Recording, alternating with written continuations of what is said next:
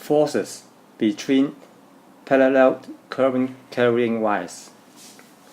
Consider two long wires of length L separated by a distance R, and they carry currents I1 and I2 respectively in the same directions. The magnetic field produced by wire 1 at position of wire 2 is magnetic field strength B x downward, which is equal to mu naught I 1 over 2 pi r. Therefore, the magnetic force acting on wire 2 will be F2 equal to I2 L B1, which is equal to mu naught I1 I2 L over 2 pi r. And the force on wire 2 is to the left. Similarly, the magnetic field strength produced by current in wire 2 at position of 1 is pointing out of the plane of the paper, with B2 equal to mu naught I2 over 2 pi r. Hence, the magnetic force acting on wire 1 is F1 equal to I1 L B2, which is equal to mu naught I1 I2 L over 2 pi r. And the direction of the magnetic force on wire 1 is to the right.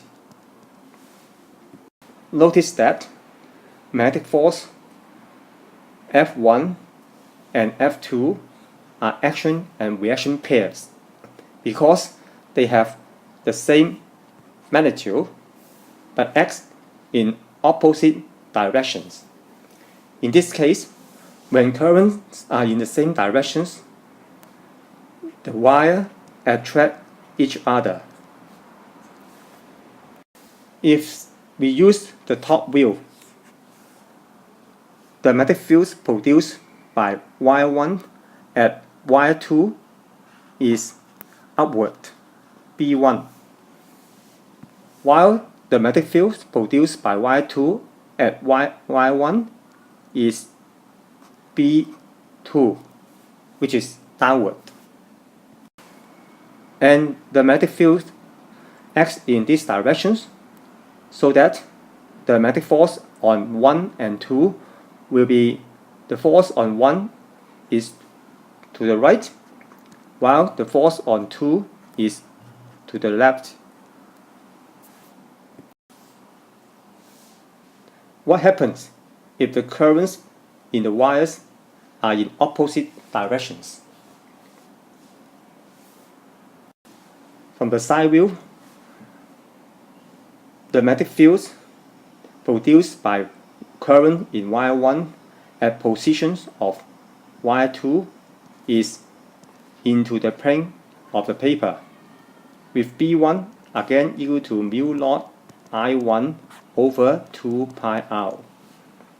Therefore, the magnetic force on wire 2 is equal to I2 L B1, which is equal to mu naught I1 I2 L over 2 pi r. For wire 2, the magnetic field produced by the current in wire 2 at position of 1 is again into the plane of the paper, with B2 equal to mu naught I2 over 2 pi r. Therefore, the magnetic force on the current in wire 1 is F1 equal to I1 L B2, which is equal to mu naught I1 I2 L over 2 pi r. By using left-hand rules, the direction of F1 is to the left, and the direction of the force F2 is to the right. Therefore, the wire will repel each other. As a result, when current is in the opposite directions, the wire will repel. Again, from the top view, we have the magnetic field produced by wire 1 at position of wire 2 will be upward. B1 is upward. And the magnetic field produced by current in wire 2 at position of 1 will be upwards also. And using left-hand rules, the magnetic force on wire 1 will be to the left, and the magnetic force on wire 2 will be to the right. Therefore, the wires repel each other. Again, F1 and F2 are action and reaction pairs.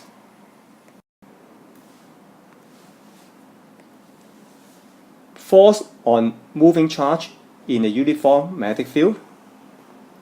The left-hand rules can still apply for a moving charge in a magnetic field.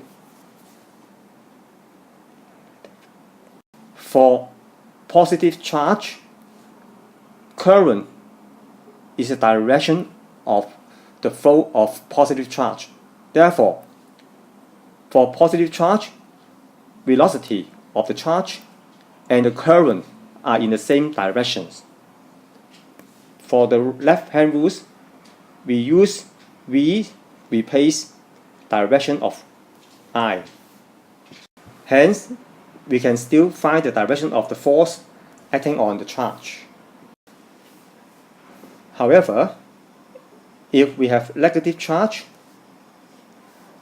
the velocity of the charge and the direction of currents will be opposite.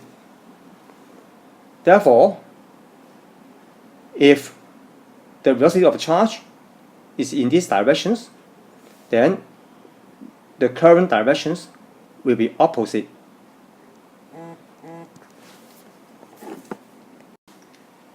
And the direction of the force on the charge can still be found by using the left-hand rule.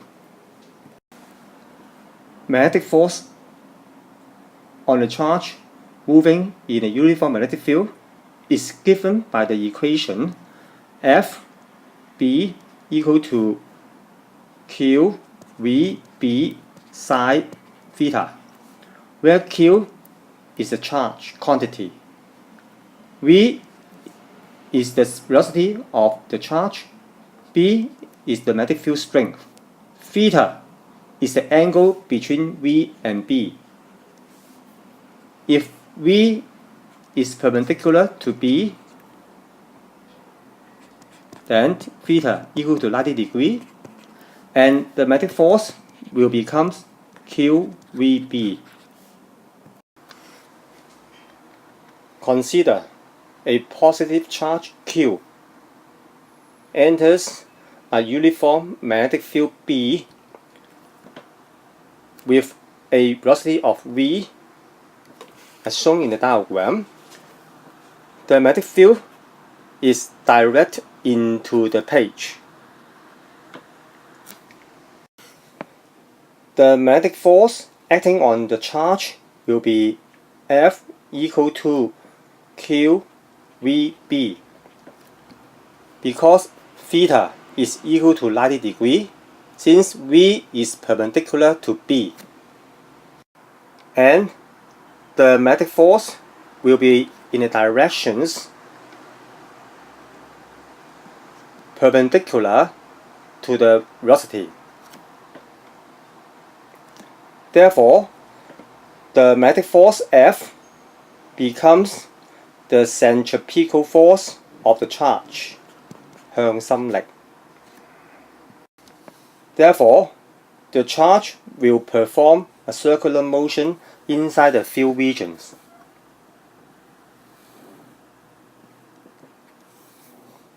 When it is moving inside the magnetic field regions, the velocities at any time is perpendicular to the magnetic force.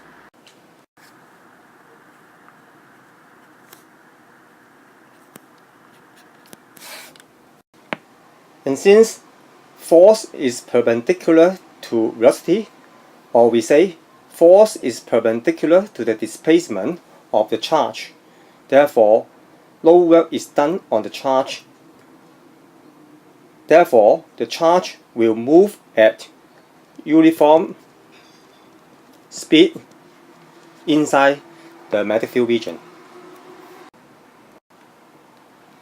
The magnetic force on the charge F equal to QVB, and by second law of motion, F equal to ma, which is mv squared over r, where v squared over r is the centripetal acceleration of the charge. By combining these two equations, we have QVB equal to mv squared over r, and r equal to mv over qb. For greater speed of the charge, the radius of the orbit will be increased. To find the time for the charge to complete the semicircular path inside the magnetic field, we have the time taken, t equal to distance over speed, which is equal to pi r over v, equal to pi r over v, where r over v from these equations is equal to m over qb.